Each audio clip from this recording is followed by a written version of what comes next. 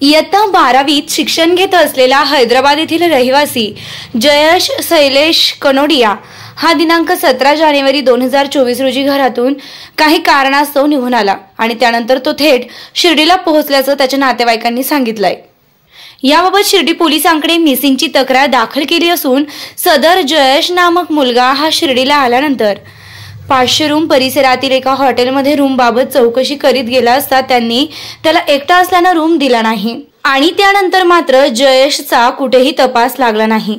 त्याच्या नातेवाईकांनी शिर्डीत येत अनेक ठिकाणी शोध घेतला आहे, मात्र अजूनही त्याचा थांगपत्ता लागत नसल्याने घरातील सर्व सदस्य अत्यंत चिंतित आहे।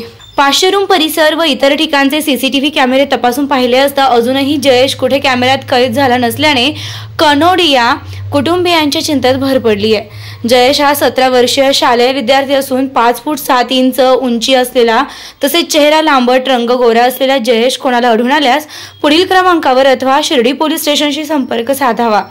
तसेच जयेशला सापडून देणाऱ्यास योग्य ते इनाम दिले जाईल असं त्याच्या नातेवाईकांकडून सांगण्यात आलंय।